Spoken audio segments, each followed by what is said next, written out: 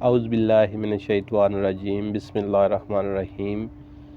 Basic اسلامی life channel پر آپ کو خوش آمدید۔ پیارے بھائیوں، بہنوں، بچوں، السلام علیکم۔ میرے بھائیوں، وہ کون سے 4 لوگ ہیں جن کی بخشش رمضان المبارک میں بھی نہیں ہوتی؟ حق تعالی شانہ رمضان شریف میں روزانہ افطار کے وقت ایسے 10 لاکھ آدمیوں کو جہنم سے آزاد فرماتے ہیں جو جہنم کے مستحق ہو چکے ہوتے ہیں، پکے جہنمی ہوتے ہیں۔ ان کو ہر افطار کے ٹائم 10 لاکھ آدمیوں کو آزاد کیا جاتا ہے۔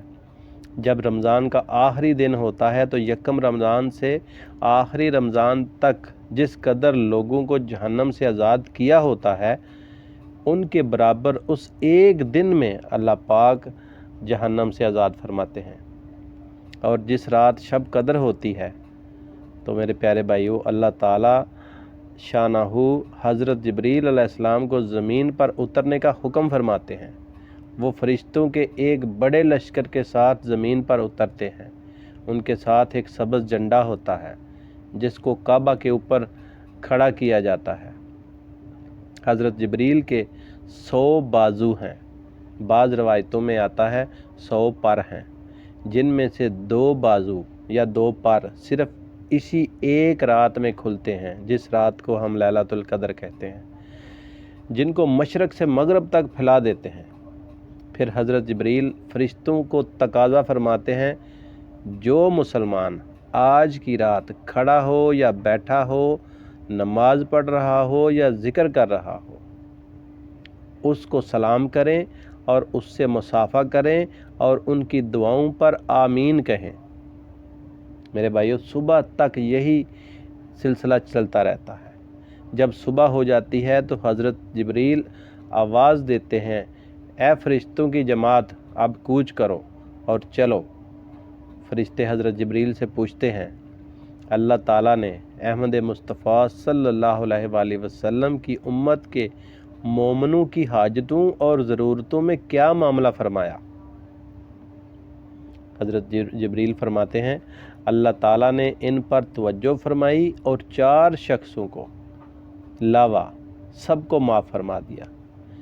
4 لوگوں کے علاوہ سب کو معاف کر دیا۔ صحابہ نے عرض کی، یا رسول اللہ، وہ 4 شخص کون سے ہیں؟ حضور صلی اللہ علیہ وآلہ وسلم نے ارشاد فرمایا، ایک وہ شخص جو شراب کا عادی ہو، دوسرا وہ شخص جو والدین کی نافرمانی کرتا ہو، والدین کی بے ادبی کرتا ہو اور والدین کا نافرمان ہو، وہ رمضان کی رات میں بھی نہیں بخشا جاتا۔ تیسرا وہ شخص جو قطع رحمی کرنے والا ہو، قطع رحمی مطلب تعلق توڑنے والا، جو رشتہ داروں، بہنوں، بھائیوں سے نہیں ملتا۔ چوتھا وہ شخص جو دل میں کینہ رکھتا ہو اور آپس میں قطع تعلق کرنے والا ہو۔ پھر جب عید الفطر کی رات ہوتی ہے تو اس رات کا نام آسمانوں پر لیلۃ الجائزہ یعنی انعام کی رات رکھا جاتا ہے۔ اور جب عید کی صبح ہوتی ہے تو حق تعالی شانہ فرشتوں کو تمام شہروں میں بھیجتے ہیں۔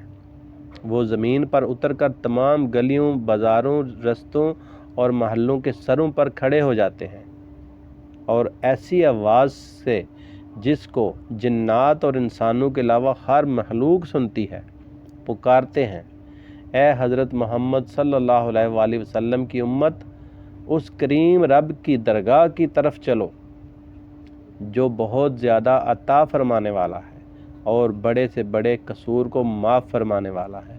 پھر جب لوگ عیدگاہ کی طرف نکلتے ہیں تو حق تعالی شانہ فرشتوں سے دریافت فرماتے ہیں، کیا بدلہ ہے اس مزدور کا جو اپنا کام پورا کر چکا ہو؟ وہ عرض کرتے ہیں، اے میرے معبود اور ہمارے مالک، اس کا بدلہ یہی ہے کہ اس کی مزدوری اس کو پوری دے دی جائے۔ تو حق تعالی شانہ ارشاد فرماتے ہیں، اے میرے فرشتوں، میں تمہیں گواہ بناتا ہوں، میں نے ان کو رمضان کے روزوں اور تراویح کے بدلے میں اپنی رضا اور مغفرت عطا کر دی۔ اور بندوں سے خطاب فرماتا ہے، اے میرے بندو، مجھ سے مانگو، میری عزت کی قسم، میرے جلال کی قسم، آج کے دن اپنے اس اجتماع میں مجھ سے اپنی آخرت کے بارے میں جو سوال کرو گے پورا کروں گا، اور دنیا کے بارے میں جو سوال کرو گے اس میں تمہاری مصالحت دیکھوں گا، اگر مطلب تمہارے حق میں ہوئی تو وہ بھی دے دوں گا۔